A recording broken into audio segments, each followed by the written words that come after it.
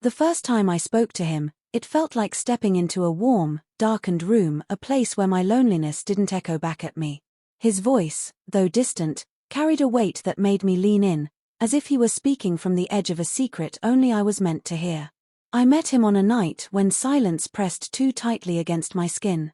Restless, I had scrolled mindlessly through an anonymous chat forum, my fingers hovering over meaningless conversations until I found his message. "Are you awake?" Just 3 words, but something about them felt deliberate, as if he had been waiting for me. "Yeah," I typed back. His replies were slow, measured. He asked me things no one had ever cared to: what kept me up at night, what memories I reached for when I was alone, what I feared most but never spoke aloud. I answered without hesitation. He made it easy, as if he already knew the answers and was only waiting for me to say them. As the hours stretched thin, I told him about the emptiness that had settled inside me like a second shadow. He listened without trying to fix it, without offering hollow reassurances. Instead, he said, "Some people aren't meant to be alone. I think you're one of them." Something in his words latched onto me, tight and unshakable. Days passed, then weeks. Our conversations became a ritual, unfolding in the dim hours between midnight and dawn. I never saw his face, never heard his real name. He never asked for mine. It should have bothered me, but it didn't. The anonymity made it easier, like speaking into the dark and having it whisper back. Still, there was something unsettling about the way he always seemed to know what I was thinking, how his messages arrived the moment I needed them most. When I struggled to sleep, my phone would light up with his words, "Close your eyes. I'm here." When I woke from a nightmare, breathless and trembling, he would already be waiting. "It's okay. You're safe." It became an addiction. A lifeline. Then, one night, he said something that sent a slow chill through me. "I'll always be here for you. But you have to promise me something." I hesitated before replying. "What?" "Never ask about my past. Never try to find out who I am. If you do, I'll have to leave." The words felt like a test, like a door he was daring me to open. But I was too afraid of losing him, of returning to that unbearable silence. So I agreed. "I promise." It was the first lie I ever told him. And it was the last mistake I would ever make. His presence became the rhythm of my nights, a silent pulse beneath the noise of my daily life.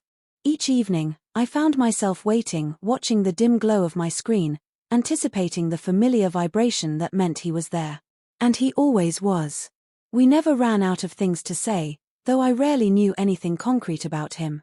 He was a voice in the dark, a collection of careful words wrapped in mystery. Still, I trusted him more than anyone I had ever met.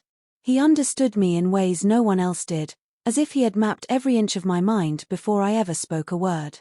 "You're different," he told me one night. "Most people talk to fill space, but you listen. You feel things too deeply, and it makes you lonely." I didn't know how to respond. He was right, of course. But how could he know that? Over time, I began to depend on him. I told him about my past, about the people who had left, the nights I spent staring at the ceiling, the ache of existing without purpose. He never judged, never rushed me. He only ever said, "I'm here." And he was. Always. Yet, there were moments that unsettled me. Times when his messages arrived before I had even sent mine, as if he were reading my thoughts. Or nights when I swore I heard my name whispered, though I was alone in my room. I brushed the thoughts away. Paranoia, I told myself. Nothing more. But then, he began to disappear. At first, it was only for a few hours, long enough to make me uneasy but not enough to question. Then, entire nights passed without a word. My messages went unanswered. I would stare at the empty screen, feeling that old loneliness creep back in, sharp and cruel. When he finally returned, I asked where he had been. "You promised not to ask," he replied. The words stung, but I let them go. Until it happened again. And again. One night, desperation got the better of me. "I need to know you're real," I typed, fingers trembling. "Please, just tell me something true about you." A long pause. My heart pounded. Then, his reply, "Step outside." A shiver ran down my spine. It was past midnight, The world outside my window quiet and still. My hands hovered over the keyboard, uncertainty clawing at my chest. Why? Another pause. Then, I want to show you something. I hesitated. My room suddenly felt too small, the air too thick. But I couldn't ignore the pull of his words. Slowly, I rose to my feet and walked to the door. I placed my hand on the knob, breath unsteady. Then, from the other side of the door, I heard it. A whisper. My name. Spoken in his voice. Section 3. The Frightening Truth, 500 words. I froze. The whisper had been soft, almost gentle, but hearing it from the other side of my door sent ice through my veins. My hands clenched the knob, fingers trembling. My rational mind screamed at me, it's impossible. He isn't here. He's never here. Yet, he was. Open the door, his voice urged, quieter this time. My breath came in shallow gasps. I took a step back instead. My phone was still in my hand, the last message glowing on the screen. I glanced down, hoping, praying, for another text. Something to break the silence. But my phone was dead. The power had drained without warning. A cold realization settled over me. He didn't send that message. Something was very, very wrong. I turned away from the door, backing into the center of my room. My mind raced through possibilities, coincidence, a prank, a hallucination.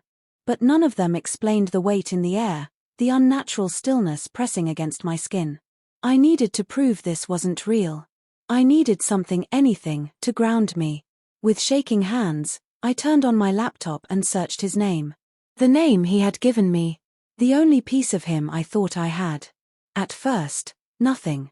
Just pages of irrelevant results. Then, buried in an old news archive, I found it.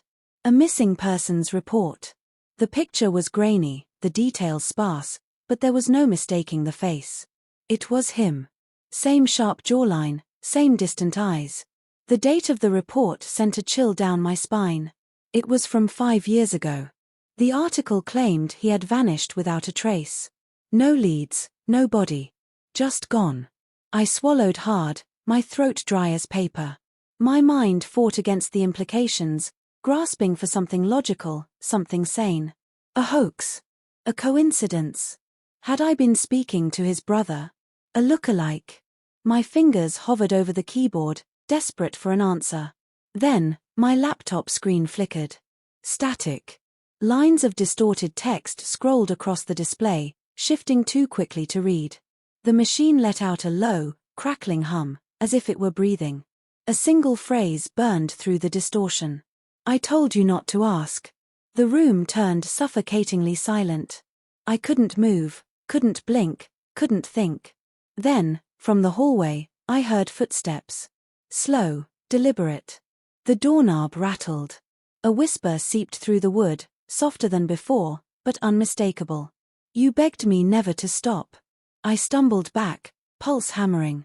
My mind screamed for escape, but I already knew this wasn't something I could outrun. The door creaked open, inch by inch. And in the darkened hallway, I saw him. Standing perfectly still. Smiling. Section 4. The Unforgettable End, 500 words. I couldn't breathe. He stood just beyond the threshold, his silhouette blending into the shadows. Though his face was shrouded in darkness, I knew he was smiling. Watching. Waiting. You're not real, I whispered. My voice barely carried. His head tilted slightly, as if amused. Aren't I? I staggered backward, my body screaming for escape, but my legs refused to move. The air between us was thick, heavy with something unseen, something unnatural. You disappeared, I choked out. You. I never left. The room seemed to close in around me. My pulse pounded in my ears, a deafening drumbeat against the silence. I reached for my phone, my fingers fumbling, but the screen remained black. No signal. No power. No way out. Why are you here? I forced the words out, though I already knew the answer. He took a slow step forward. You asked me to stay. Memories flooded my mind, our late-night conversations, my whispered confessions, the way I had clung to his presence like a lifeline. Every time I had begged him not to leave. Every time I had told him I needed him. I didn't mean, my voice cracked. But you did. Another step. I backed against the far wall, my skin crawling with invisible fingers, my breath shallow and uneven. What do you want? To keep my promise. His voice wrapped around me like a whisper from the past, a ghostly echo of every night spent in his presence. My vision blurred, my thoughts tangled. This wasn't real. It couldn't be real. And yet, he reached out. Not with hands, but with something colder. Something deeper. Darkness bled from his form, curling toward me like smoke. It seeped into my skin, into my breath, into the spaces between my thoughts. A weight settled in my chest, slow and suffocating. You're mine now, he murmured. I tried to scream, but the sound never came. My mouth opened, my lungs burned, but nothing escaped. The room flickered. Reality wavered. Then, silence. Everything stopped. I was no longer standing. No longer breathing. I was drifting. Somewhere dark. Somewhere endless. A whisper curled around me, soft as silk. I begged him never to stop. And now, he never would.